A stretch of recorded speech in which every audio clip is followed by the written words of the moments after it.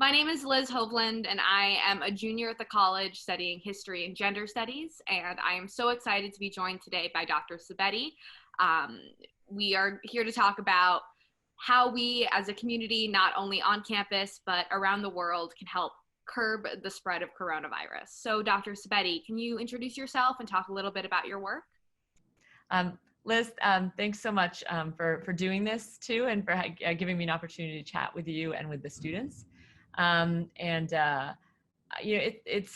a professor. I'm a professor in OEB, in organismic evolutionary biology, on the main campus, and also at the School of Public Health as well. So I've joined appointments, and I work in infectious disease. I've been involved in outbreaks such as like Ebola and Zika and others, and also locally a few years ago, a big mumps outbreak at Harvard campus. And so we've been seeing how viruses can spread and cause a lot of consternation and often devastation.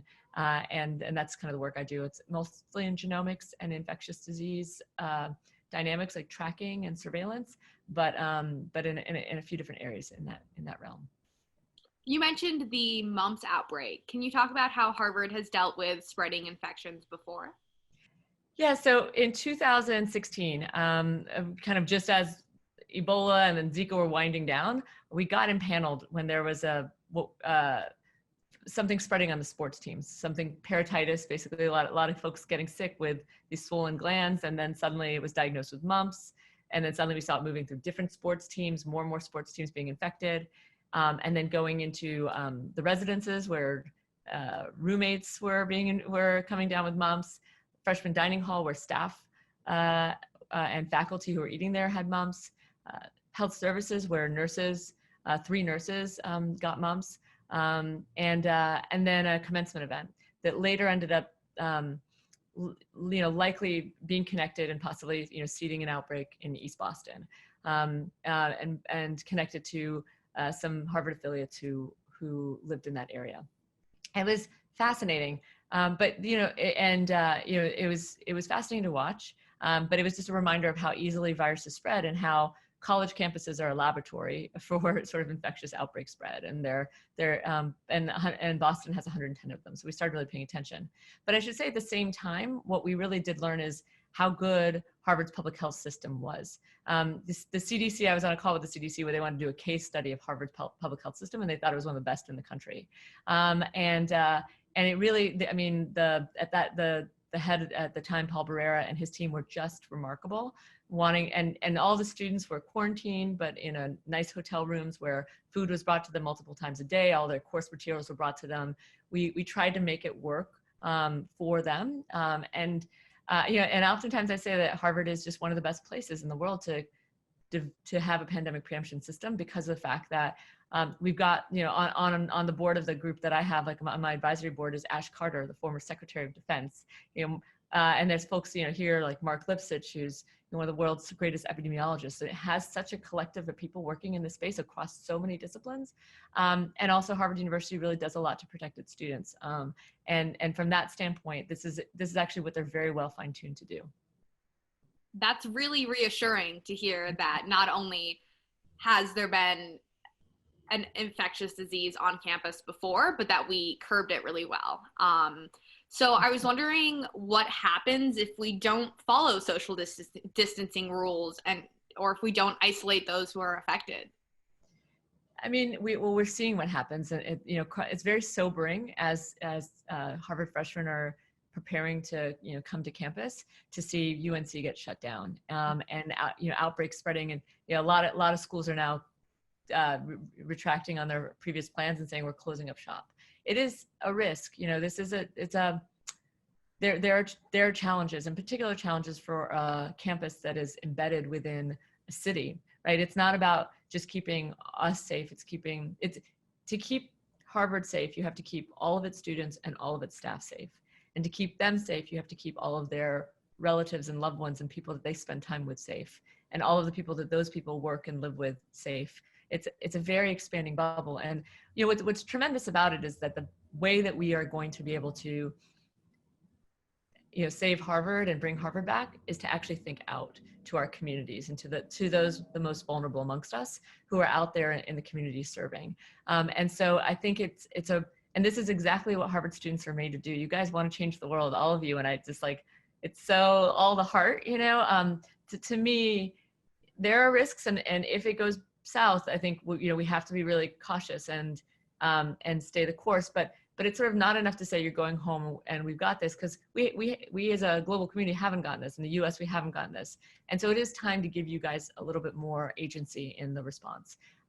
In my ideal world, every student who returns, and even the students who I think that you would all, a lot of your curriculum would turn to just pandemic response, that there'd be courses in contact tracing, and part of your assignments would be to do contact tracing, and there'd be courses in diagnostics, and all of you would learn how to do diagnostics, just to at least make you feel like you could have some power, particularly what if in another 6 months we say we're still in a place where we don't have it? I do think that, obviously, this is a place where a lot of times the experts need to, be in the lead, but it's not a place where it says the experts can say, we've got this, you sit back. I do personally believe that the more we can give you guys power to affect change, in big and small ways, I think the more we'll also have your buy-in. We want to have you on our team. That's actually a really good transition to my next question, which is, what can I do as an individual to curb this outbreak and make sure people not only on campus and in a Harvard community, but in the entire country and the entire world, how can I help?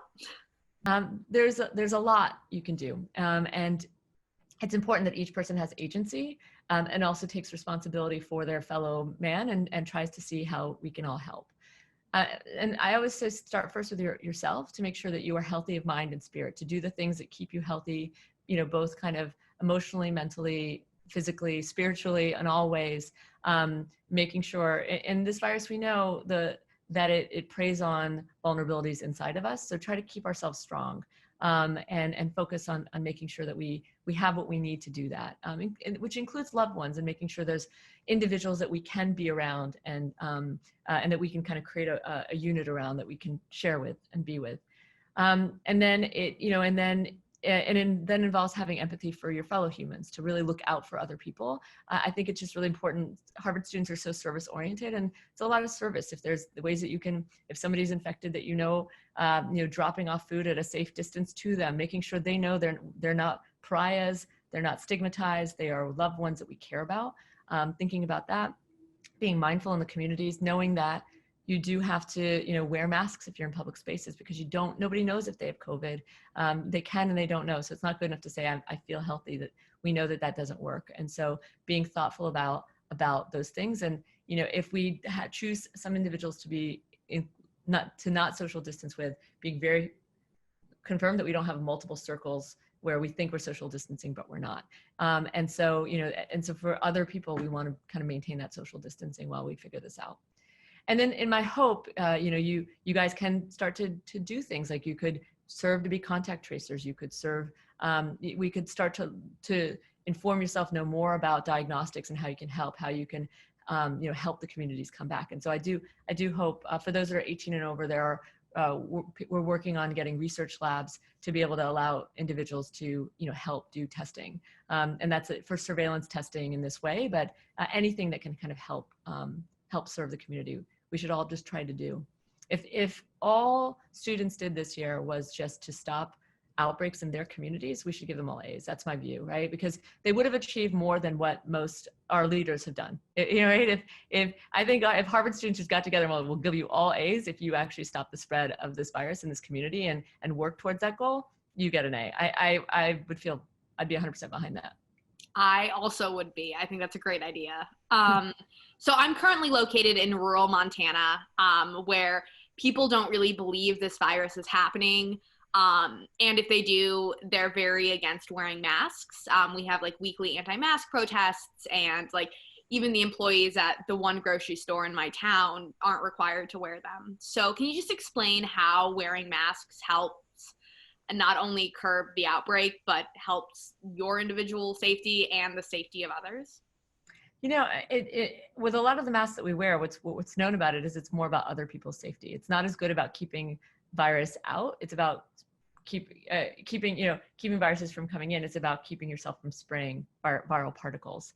And so it's an interesting thing, but to me, it's like more powerful, right? It's one thing to be like, oh, I'm fine. It's another thing to say I'm putting somebody else at risk. And so in my mind, I think this is the kind of, this is the community, this is the, that we need to be part of, is that we're saying, I respect you and I want to help you. And so that's what I think, like, so much of America is about service to others and community to others. And that's a simple way that you can show respect, to say, I don't know, no, none of us know if we have COVID or not. Even if we were tested negative, we don't know. It might be that we didn't have enough to be detected, but these viruses are tricky. They're just tricky things. And so the wearing the mask is saying to the other person, I care about you. And use your eyes and your other body language to be able to show how much you love and care about them. Thank you so much, Dr. Sabeti. Is there anything else you'd like to add about coronavirus, or just in general, how we can stay healthy? Yeah, I think the main thing I just want to add is how much I care about all of you, how much I wake up every day thinking about what we need to do better and to do right by you all. That I'm working with a lot of undergraduates right now who are participating in, other things you can do is we wrote a textbook for middle school and high schoolers and college students to learn about epidemics. This is the moment to learn it. There are a lot of different initiatives that are going on. So I hope you engage. Really, I'm always delighted to connect with you all and stay, safe and healthy in every part of your lives. We need you. Thank you so much. Thanks.